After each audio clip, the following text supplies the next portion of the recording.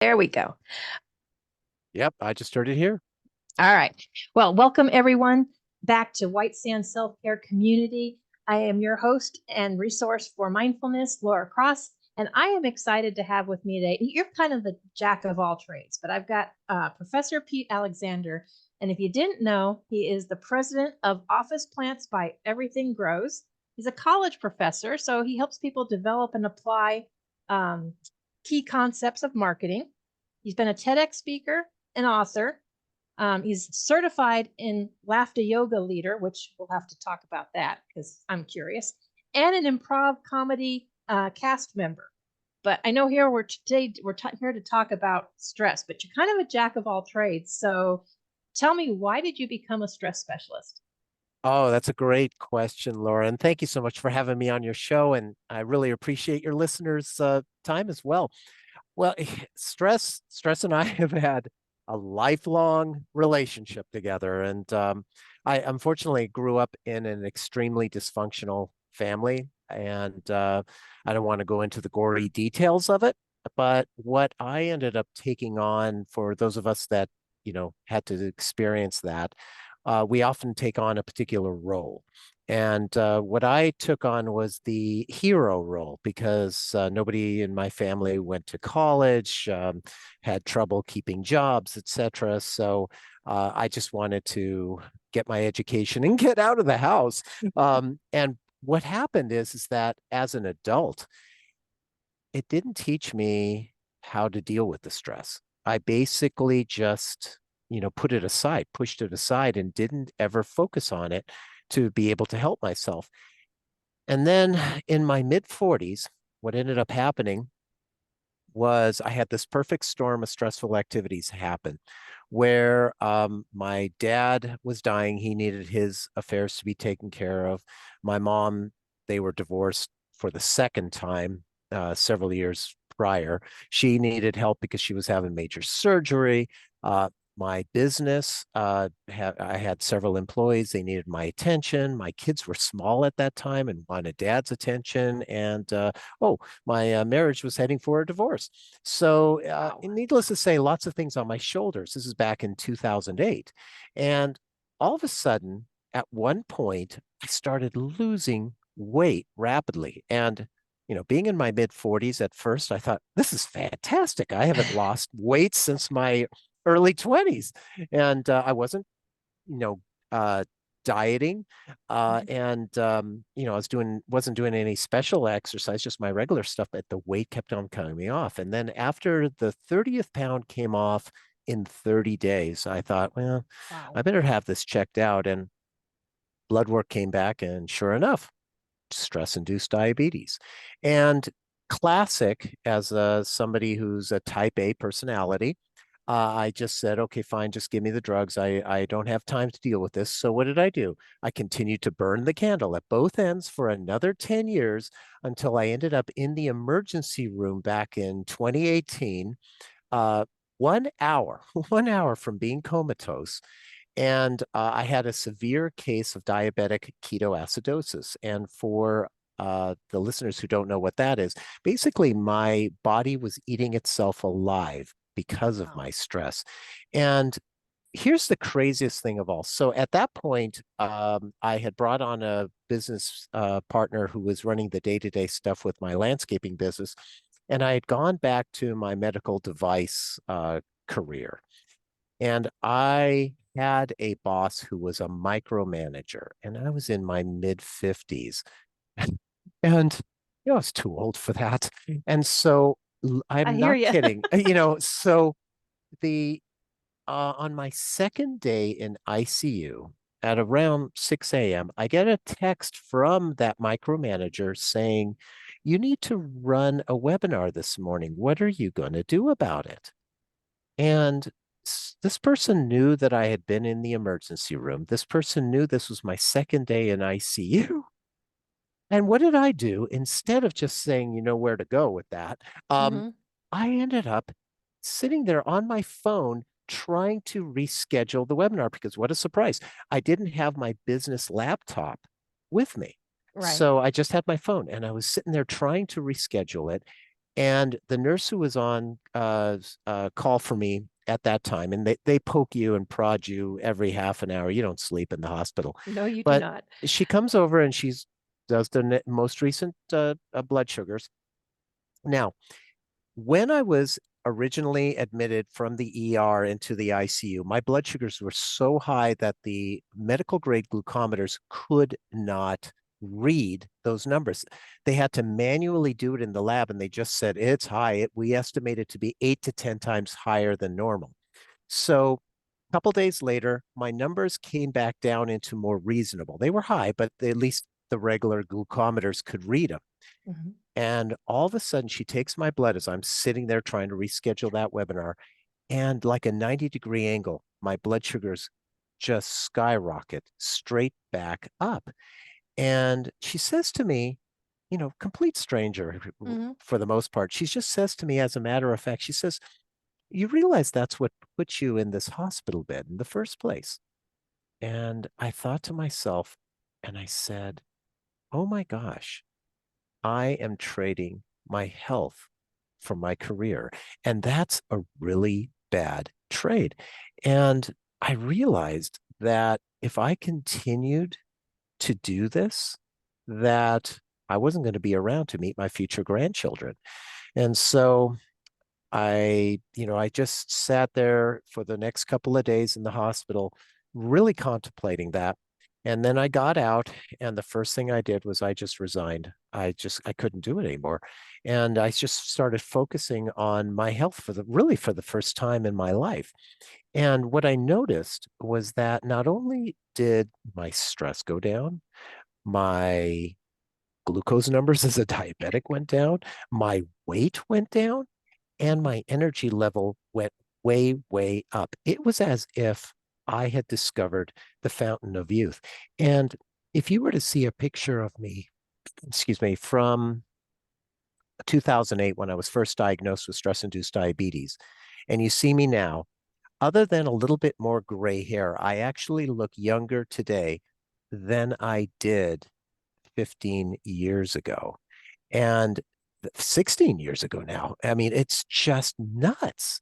That's what stress does to us. So, my former coworkers were all saying, "Oh, you got to write a book about this." My friends, my family were all saying this. You got to do it because it's inspiring. And so that's Mhm. what I did. I wrote a book, and I talked about the different stress relief techniques that I used. Many of them worked, some of them didn't. And I found that, it's sort of like if with all of us that are so busy, and time is such a critical element for us on a daily basis, that we just have to find something that we can do for a few minutes a day, a couple of minutes, 5 minutes. And once we find something that works for us, we run with it. But we've got to do it on a regular basis, because the compound benefits over time are enormous if we focus on ourselves. And that's the thing that I hear so many people say, "Well, I've got kids, I've got work, blah, blah, blah." But the reality is, if we think about being like on the plane, and you know how when the flight attendants say, The "Oh, oxygen the mask. oxygen mask," put the mask on yourself before someone else, because you can't help someone else if you are not well. Right. And so you really have to look at that from our health, because our health and time are basically our greatest assets. They really are. Yeah, and it's amazing, and I'm glad you were able to, figure that out. It's sad that takes a tragedy or something like a near death for to Yeah. wake us up. But Yeah. it's also amazing how sometimes that will just like stop us and say, you know what, this really isn't worth it. But Exactly. Yeah, and it is. It's just, and sadly, a lot of us have to, and me included, have mhm, to go through that before we realize, okay, this is not worth it anymore. And it's just, we just have to come to the terms of that if we lose our health, we're not going to be good for our family, our mm, business, our career, whatever it is that's really most important to us. So we've got to yeah. prioritize our health. And actually, that's the first time I've ever heard of stress-induced diabetes. I'm familiar with Yes. type 2, type 1. Yep. I Yep. have never even heard of stress-induced, diabetes. So technically, if a doctor heard this, they'd say, well, technically, that's not true. What happens is when we are continuously stressing ourselves out, our bodies are the same bodies that we had back in the Stone Age. So, Mhm. back then, stress was all about, short term, taking, doing whatever we have to for a saber-toothed tiger, a T-Rex, whatever it Survival. was, Yeah. for survival, exactly. And then we go our way. Well, today, unfortunately, with all of that mental stress that we deal with, we're constantly putting that adrenaline and cortisol into our bodies. And when we're constantly doing that, our bodies are under attack, much more so than they were designed to do. So when we are continuously stressing ourselves out, what happens is it causes us inside our bodies cellular inflammation. And that cellular inflammation is what leads to chronic disease, whether it be diabetes, heart disease, cancer, etc. So, but if I was to say to you, oh, I basically was stressing myself out and I got cellular inflammation. Mhm. It's like, what? But Yeah. so it's a little more dramatic to say I got stress-induced diabetes, which is true. What it is, That's what there it is a caused. middle, but there is a middle ground there that from the medical standpoint. Yeah. So would you say all stress is bad? No, I would not, because there's actually good stress and bad stress. Good stress is, it's called eustress is the word, EUSTRESS. Okay.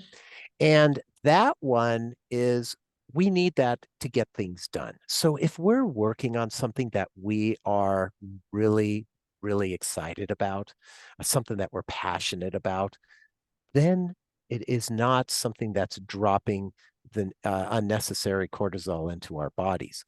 So that is actually good stress. We need to get, we need to keep under the gun to be able to get something done on time. What we want to avoid with the research that I did for my book is basically two flavors of bad stress, or, some people call it distress.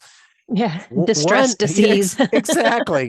So one of them is ruminating about the past. So this is often, guilt is a big one for that. Mhm. So we're either guilty about something that either we did or didn't do in the past. Well, the reality is it's in the past. We cannot change it. No. We can learn from it. We can have the positive learnings from it, but we cannot change it.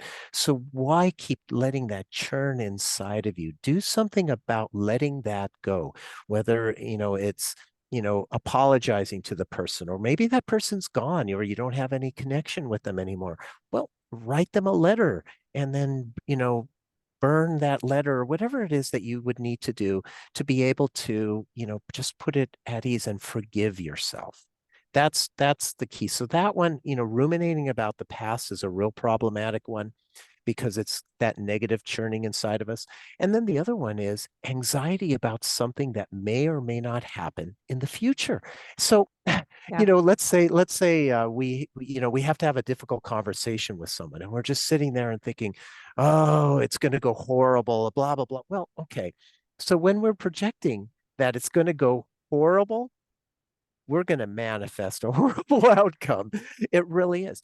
But instead, what I like to suggest is visualize that, that stressful, perceived stressful event going much differently. So, for example, if we have to have a difficult conversation with someone, instead of imagining it's going to go horrible, they're going to get mad, or, whatever negative outcome, imagine 5 seconds after that conversation ended, and you shake hands, you smile, you hug, whatever that is, whatever that means to you, that would be a positive outcome. And amazingly, if you just visualize that, your stress will go down. So if we can avoid those two flavors of stress, all the other stresses that we're involved with are going to be a piece of cake. They really won't affect our health. Yeah, absolutely. It kind of reminds me of, I don't know if you've read it, the book, The Power of Now. Yes. Eckhart Tolle. A long I'm time in the middle ago. of reading that one now. And so we're talking about past, future. Yeah, not, Yes. don't even worry about it. Yep. And have you gotten to the ego part yet? Yes, Oh, that yes. part. Oh yeah, yeah. It's a good book for anyone It that's is. interested in that. But so before I ask you the last question, what is a laughter yoga leader? What is that all about? Oh, I I love mean, when I know people ask laughter is that. the best medicine. We just got done doing Hmm. a special Hmm. from our other show and stuff, for laughter being the best medicine. But what exactly is laughter yoga? So it's a great question. So first, obviously, laughter is the best medicine. We all can appreciate the fact that when we have a hearty laugh, how good that feels. Well, laughter yoga actually started back in 1995 by an Indian doctor. And what he did was he got a group of people together and they tried to laugh together. And they were telling jokes and stuff. Well, the problem is that when you're relying on jokes, at a certain point, you're going to run out of jokes. Same thing with if you You think you do. got to look for videos or whatever it happens to be. So what he realized was, you know, the fact is, when we were kids, we would laugh as much as over 100 times a day. As adults, if we laugh 5 times a day, that's a lot. Yeah. We rare, and some of us don't get to laugh at all because, all of our responsibilities, things come out. So what he developed was an approach where we get together and we do activities that could be completely ridiculous, things but things we would have done as kids to enjoy just being alive. And what ends up happening is we do activities where we have a simulated laugh and we start to laugh, and especially when it's in person, what ends up happening is laughter is contagious. So Mhm. within a few seconds, we're all laughing a real hearty laugh. And it's just builds community, and I absolutely love doing it.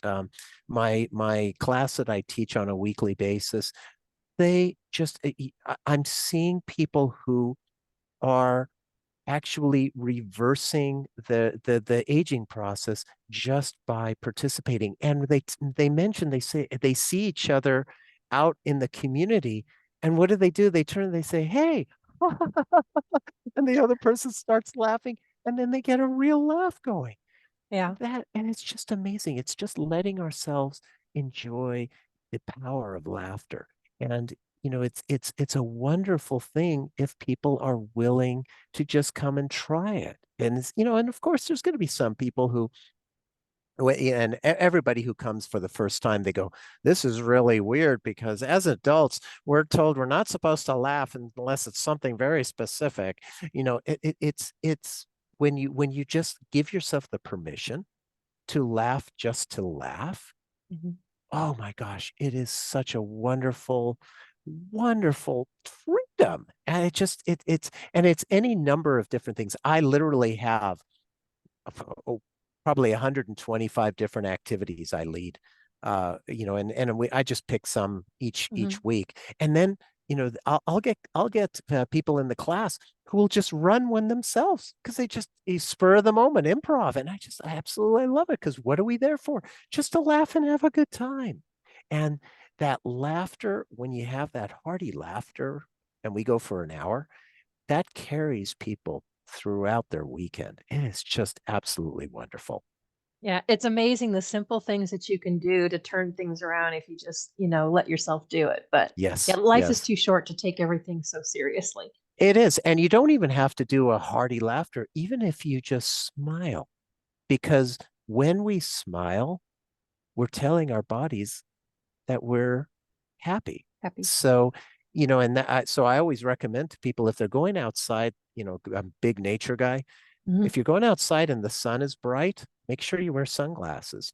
Yeah, because of the rays, that's harmful. But also because if we go out there without any kind of sunshades on our eyes, we end up squinting. And when we squint, but maybe we're smiling, we're sending Mixed signals. mixed signals to your body saying, well, I'm squinting, and that's usually a stressful thing, but I'm smiling as well. So if you have Yeah, the sunglasses and you smile, it's a perfect combination.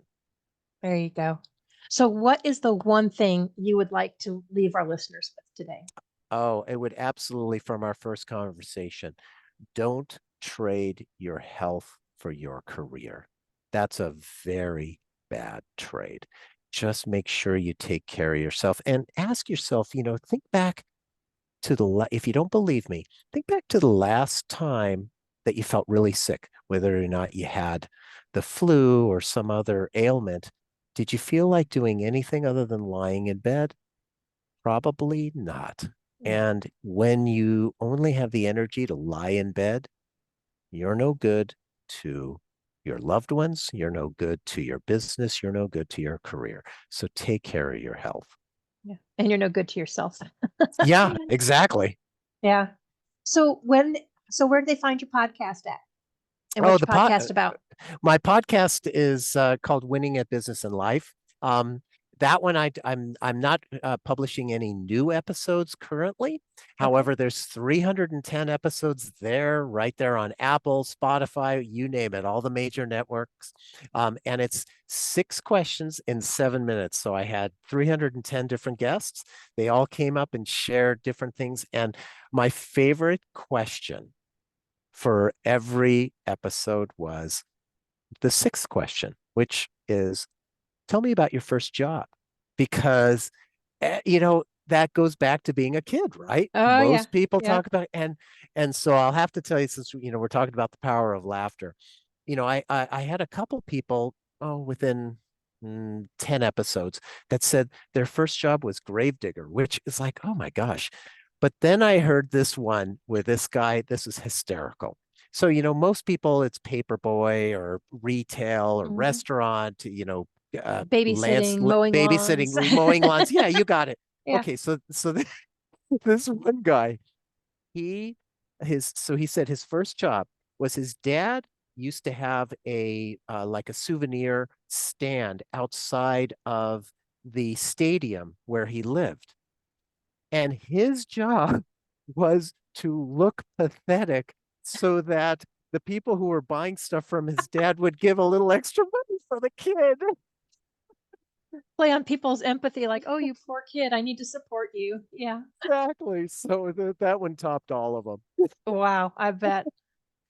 Well, I want to thank you so much for taking the time to talk to our community and share your wisdom with us. What is the best way for people to get a hold of you? Best way is to just go to my website, because I have all my social handles there. I've got the videos on different ideas for people that they want to try out for stress. I also have a link to my book. So that's probably the best way. And more than happy to engage with people if they'd like to reach out. Awesome. Well, I will definitely, yeah, definitely should check you out. And it's like, I love the whole comedy and improv. And yeah, like I said, life's too short not to laugh. But I do want to Exactly. thank you for taking the time and sharing all that with us today. Well, Laura, So thank you so much. I really appreciate your time, and I appreciate the listeners' time as well. Come visit me at my website, petealexander.com. we will do that. And I will see everybody next week.